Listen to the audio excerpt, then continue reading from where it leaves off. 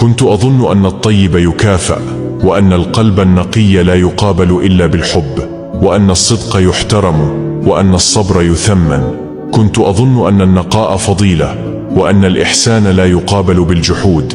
لكنني أدركت بعد عمر من الصمت والخذلان أن الطيب يستهلك حتى ينهار، حتى يذبل، حتى يتهم بأنه السبب في كل وجع مر به فقط لأنه لم يقسو.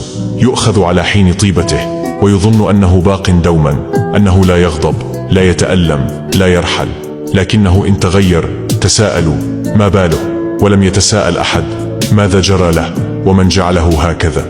لقد تعلمت بعد طول صبر وخيبة أن الطيبة وحدها لا تكفي، وأن الكرامة أولى، وأن حدود النفس مقدسة، وأن لا أحد يستحق أن تفرط بذاتك من أجله.